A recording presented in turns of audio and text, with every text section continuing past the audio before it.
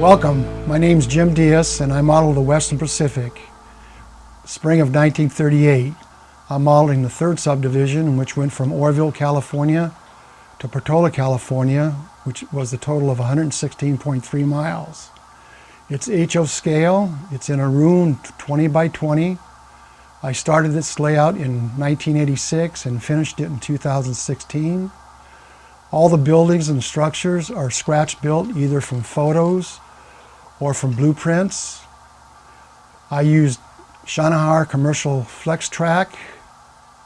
For the lower level, I used code 83 on the main, code 70 on the sidings and spurs, and on the upper level, I used code 70 on the main and code 55 on the sidings and spurs. The layout height for the lower level is 52 inches to top of rail, and the upper level is 75 inches to top of rail. All my motive power and cabooses are Western Pacific prototype. They're brass imports. 80% of my rolling stock are resin kits, and the other 20% are plastic kits or brass. I have a total of 60 switches. 58 of those switches are Shanahan, and 2 were custom built. I used North Coast Engineering Command Control DCC. I find that NCE was a lot easier to use than other DCC controls, but to me it's a matter of what you get used to.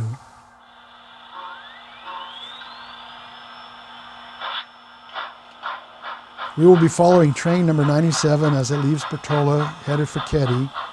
Train 97 was a local freight which operated on Mondays, Wednesdays, and Fridays only.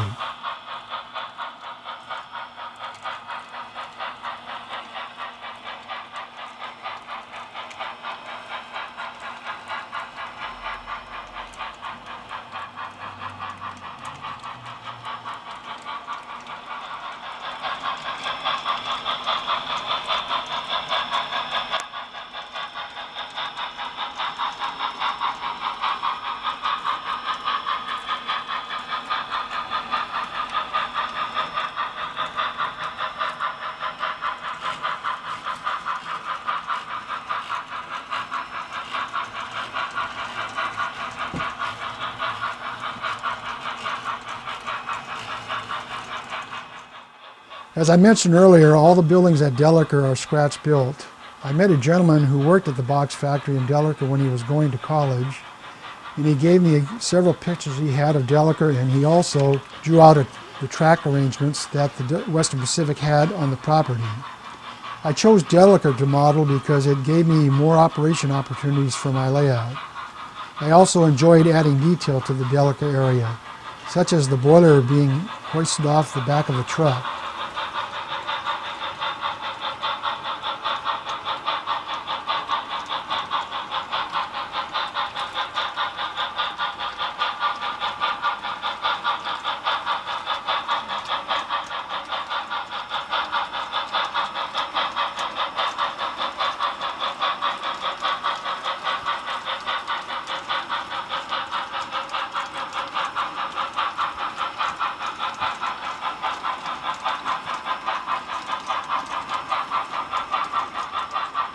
The next town that train number 97 works in is Blairsden.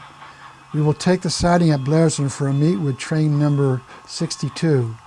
Blairsden was very challenging to build. I had pictures and blueprints of the railroad structures, but for the town of Blairsden, pictures were not really available.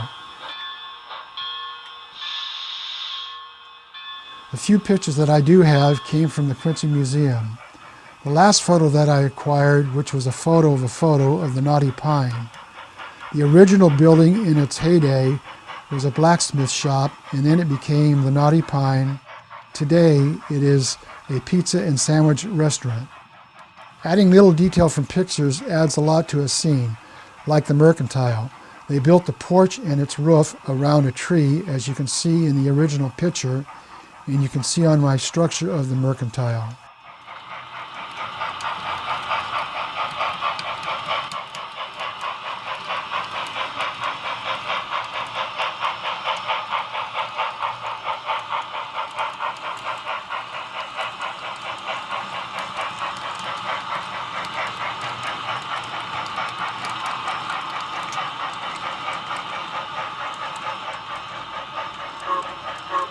Train number 62 has passed, and train number 97 has completed its work in Blairsden, so we will take the main and head for Keddie.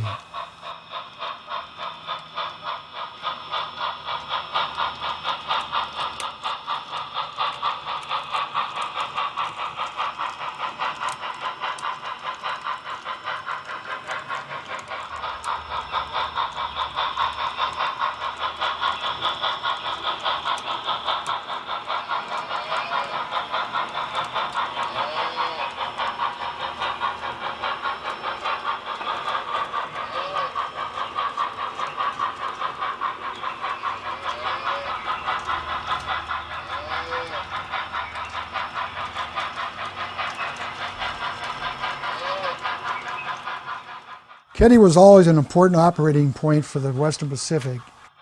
At East Keddie is where you had all the service facilities. In the early 30s, they cut into the hillside and built the roundhouse, machine shop, water and oil facilities, and sand facilities. I was lucky enough to have the blueprints for the roundhouse and machine shop. As I said earlier, the facilities here were very important to the Western Pacific. They did minor repairs here at Keddie on the motive power. Anything major went to the Jeffrey shops in Sacramento.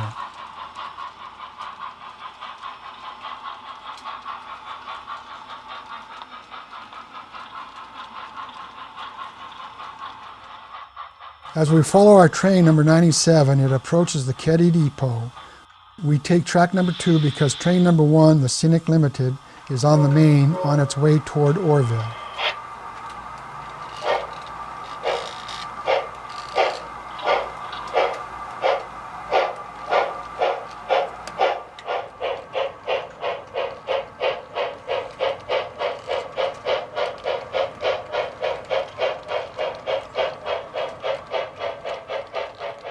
The Scenic Limited goes the distinction of being the most enduring name on the Western Pacific, lasting for over 24 years continuously, exceeding the duration of just over 21 years for the California Zephyr.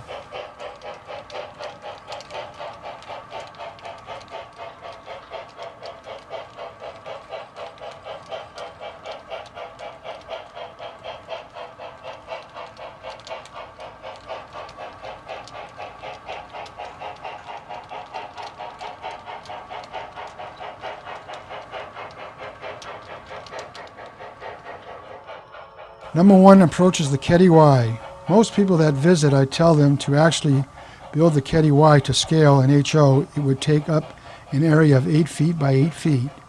The actual size of the mainline leg of the Wye is 483 feet, and the high-lying leg is 607 feet long. My bridge was scaled down to 429 feet for the mainline leg and 389 feet for the high-lying leg. But overall, it still gives you the flavor of the Keddie Wye.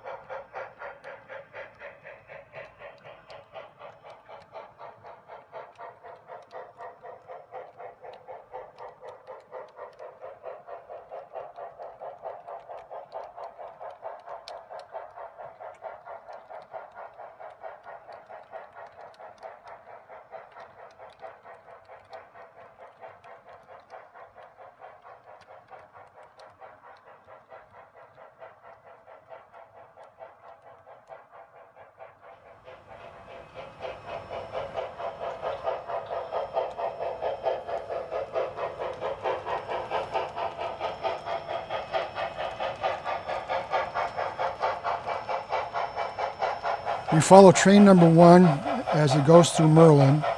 Merlin has the shortest siding in the canyon that the Western Pacific had. It disappears into Tunnel 12 on its way to Orville. Orville is represented by 3 staging tracks.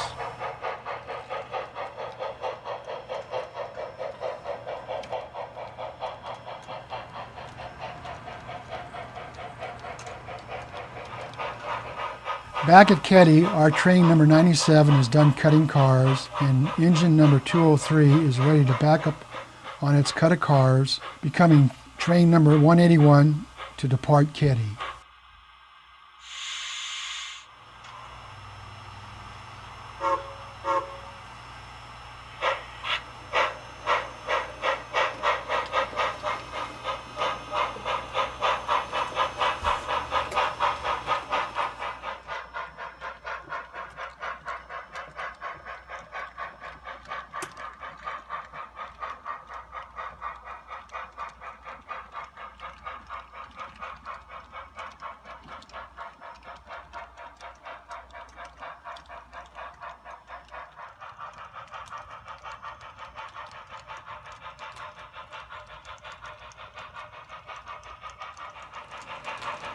Train number 181 approaches tunnel number 1, heading west to Westwood.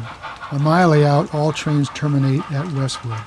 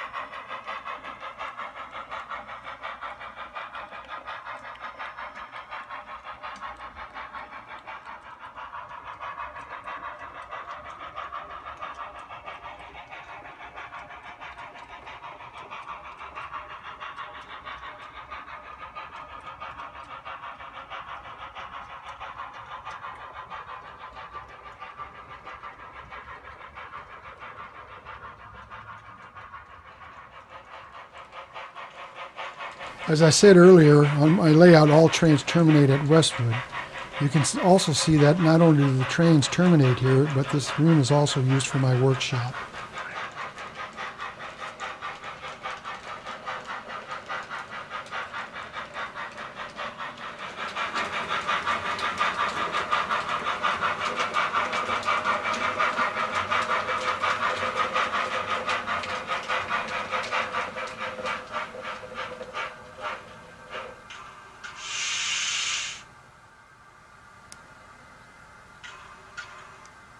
Now let's take a look at the upper level.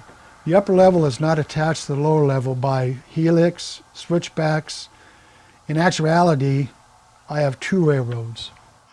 Not much is known about the logging that was done by the Feather River Lumber Company. Sometime after the mid-20s, they had 20 miles of track going into the woods. They also had a number of switchbacks. For operational purposes, I have named my logging camps, Main Camp, Camp 1, etc.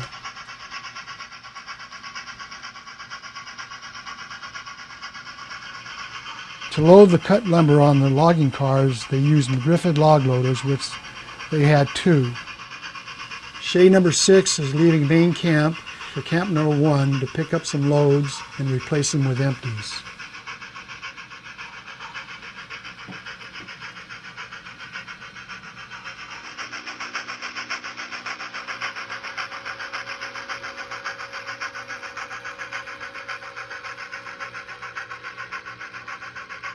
At Cat 1, so the caboose can be in the right place, we have to do some switching.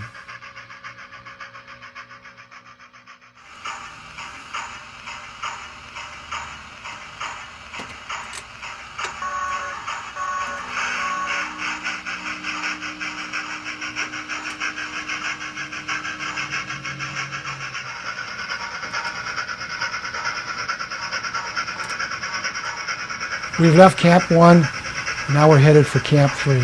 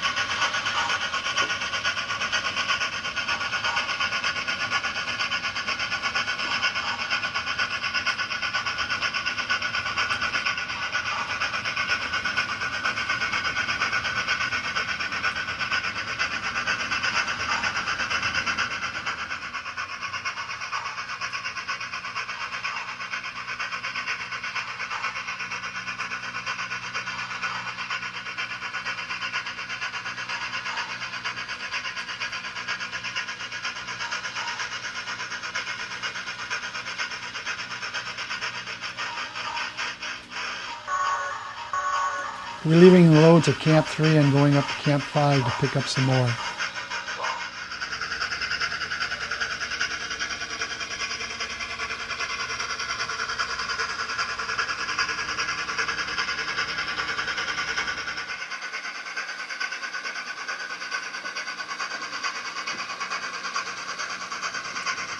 As I said earlier, the Feather River Lumber Company had several switchbacks, and this is the one switchback that I have on my layout.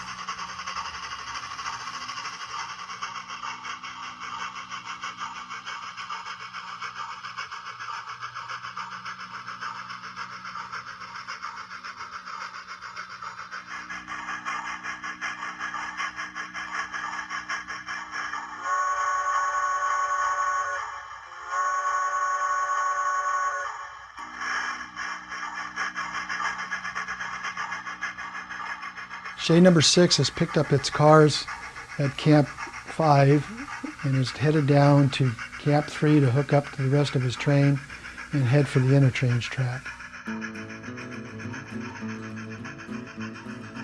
Thank you for visiting and taking a look at my layout. It has been a labor of love, and I hope it's a source of inspiration for your own modeling project.